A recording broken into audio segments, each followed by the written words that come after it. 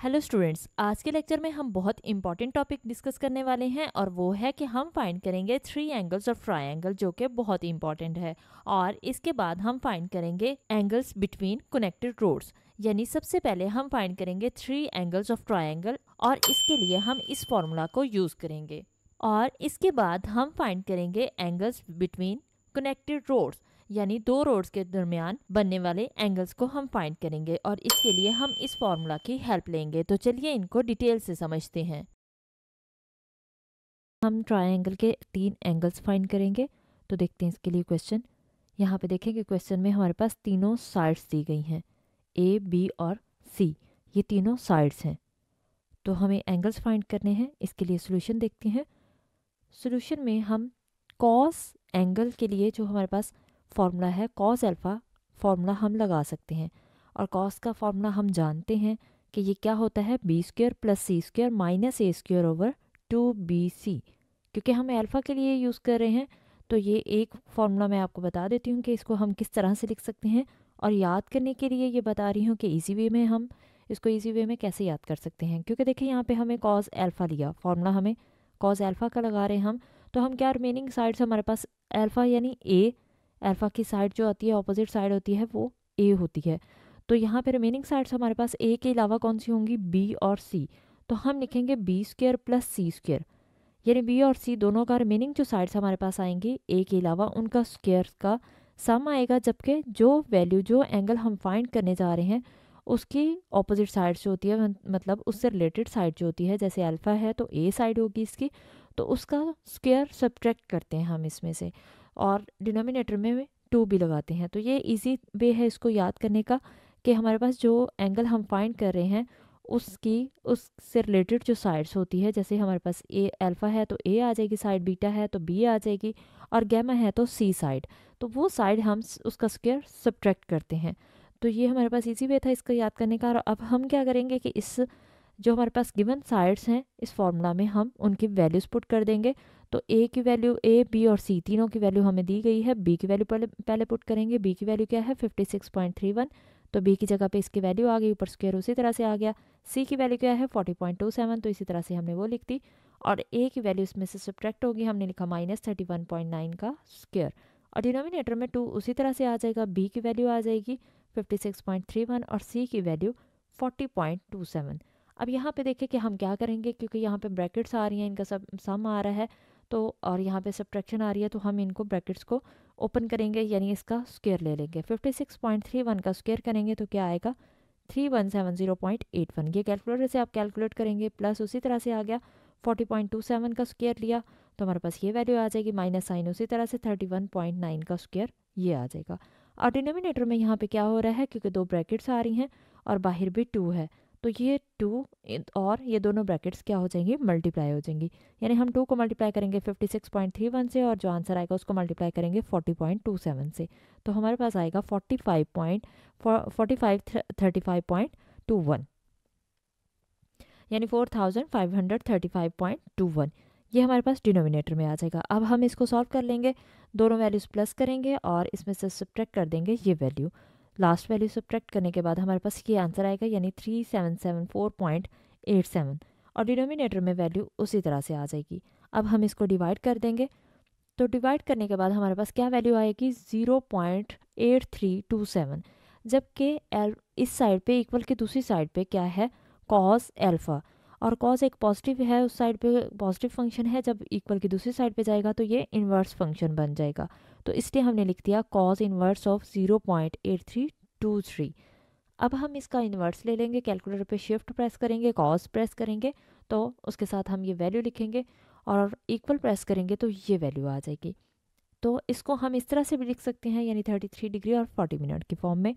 तो ये हमने अल्फ़ा की वैल्यू फाइंड कर दी। एक एंगल हमारे पास आ गया है। अब हम बीटा के लिए क्या ये करेंगे, सेम उसी तरह से मैंने आपको एक हिंट दिया था कि बीटा फाइंड करना है, तो बी इधर बी का स्क्वायर सब्ट्रैक्ट होगा, सी स्क्वायर प्लस ए स्क्वायर माइनस बी स्क्वायर आ जाएगा। और डिनोमिनेटर में क्या आएगा, 2ca, यानी ये जो साइड्स होती हैं हमारे पास ये इनका प्रोडक्ट आता है और प्रोडक्ट किसका, 2 के साथ मल्टीप्लाई हो रहा है, यानी ये हम सारी वैल्यूज़ पुट कर देंगे। सी की वैल्यू हमारे पास थी 40.27 का स्क्वायर आ गया और ए की वैल्यू 31.9 ऊपर स्क्वायर उसी तरह से, और बी की वैल्यू ये आ जाएगी हमारे पास। और इसी तरह से डिनोमिनेटर में हमारे पास क्योंकि सी और ए मल्टीप्लाई हो रहे हैं तो इस टेन की वैल्यूज़ यहाँ पे हमने लिख दी और ये दोनों वैल्यूज़ मल्टीप्लाई हो रही हैं। अब हम स्क्वायर्स ओपन कर देते हैं, तो 40.27 का स्क्वायर लेंगे तो हमारे पास ये वैल्यू मिलेगी। इसी तरह से 31.79 का स्क्वायर करेंगे, ये वैल्यू आ जाएगी, और 56.31 का स्क्वायर ये आ जाएगा। और डिनोमिनेटर में हम तीनों वैल्यूज़ को मल्टीप्लाई कर देंगे तो हमारे पास 2569.2 आ जाएगा। अब हम इनको मज़ीद सॉल्व करेंगे, इन दोनों वैल्यूज़ को प्लस करेंगे और जो आंसर आएगा उसमें से ये माइनस करेंगे, तो हमारे पास एक नेगेटिव वैल्यू आ जाएगी जो कि 31.53 है, जो हमने न्यूमरेटर में लिख दी। और माइनस साइन हम ऐसे ही करते हैं, अगर 1 टाइम आ रहा हो तो हम इस डिनोमिनेटर इस डिवाइड के सामने लिख देते हैं। तो अब हम इन दोनों वैल्यूज़ को डिवाइड कर देंगे तो हमारे पास क्या आ जाएगा, -0.207। ये हमारे पास कॉस बीटा की वैल्यू आई। तो अब बीटा फाइंड करने के लिए हम क्या करेंगे, ये कॉस इधर पॉजिटिव फंक्शन है, जब इक्वल की दूसरी साइड पे आएगा तो ये क्या हो जाएगा, इसके साथ इन्वर्स फंक्शन बन जाएगा। तो हमने इसको लिख दिया beta is equal to cos inverse of -0.207। हम कैलकुलेटर पे कॉस इन्वर्स ले लेंगे -0.207 का, तो हमारे पास क्या आएगा, 101 डिग्री 56 मिनट। ये हमारे पास बीटा की वैल्यू आ गई। अब यहाँ पे देखेंगे हमारे पास दो वैल्यूज़ आ चुकी हैं, अल्फ़ा और बीटा, यानी दो एंगल्स हमारे पास आ गए हैं। जब दो एंगल्स आ जाएंगे तो हम जानते हैं कि ट्राइंगल्स का सम क्या होता है, 180 डिग्री। तो इसलिए अगर थर्ड एंगल हमें फाइंड करना है तो हम जो हमारे पास दो एंगल्स अल्फ़ा और बीटा आ गया है, इन दोनों को प्लस करने के बाद हम 180 से माइनस करें तो हमारे पास थर्ड एंगल आ सकता है। तो अब हम वही लगा देंगे। तो यहाँ पे देखें कि 180 में से हमने दोनों एंगल्स को माइनस कर दिया। एक ही बात है अगर हम इसको प्लस करके और फिर माइनस कर दें तब भी एक बात है, और अगर इसी तरह से इसको माइनस में मतलब सेपरेट लिख दें तब भी एक बात है। अब हम इनकी वैल्यूज पुट कर देंगे, तो अल्फ़ा की वैल्यू पुट की और इसी तरह से ये बीटा की वैल्यू पुट कर दी। 180 में से हम पहले 33 डिग्री 40 मिनट्स को माइनस करेंगे, जो आंसर आएगा 101 डिग्री, और 56 मिनट्स को हम माइनस कर देंगे, तो हमारे पास गैमा की वैल्यू आई 44 डिग्री 24 मिनट। तो ये हमारे पास अल्फ़ा बीटा और गैमा तीनों की वैल्यूज़ आ गई हैं, यानी तीनों एंगल्स जो रिक्वायर्ड एंगल्स से हमने फाइंड कर दिए।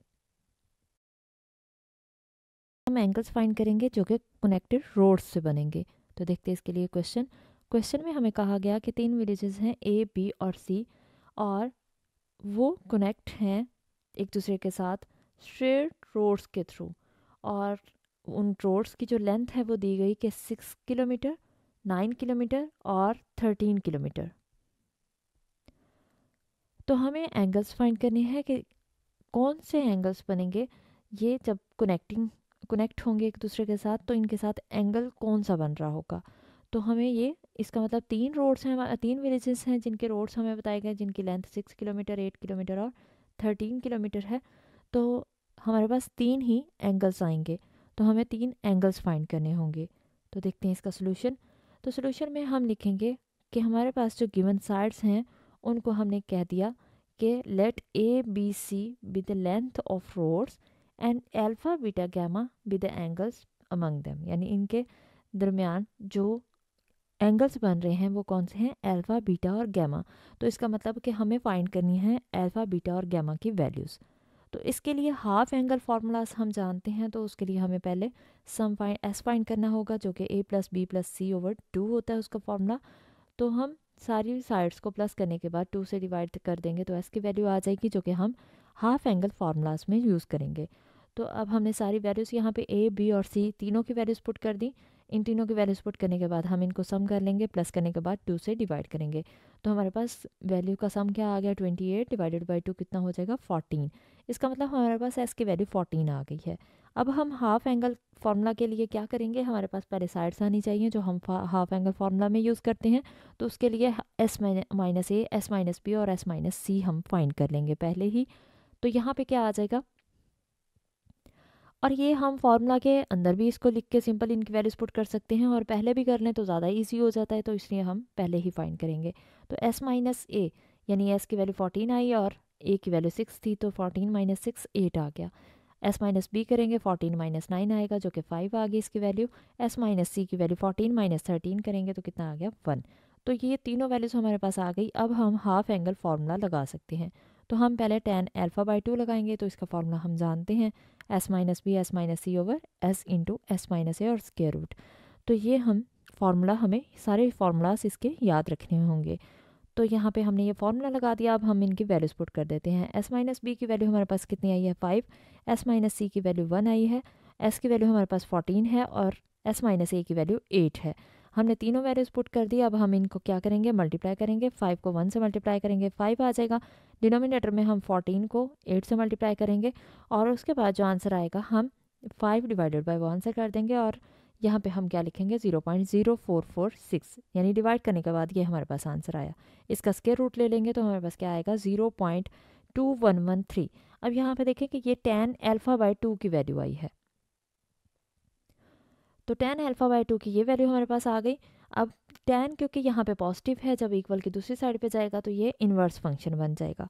तो इसका मतलब है कि अल्फ़ा बाई 2 क्या हो जाएगा, tan इन्वर्स ऑफ ये वैल्यू आ जाएगी।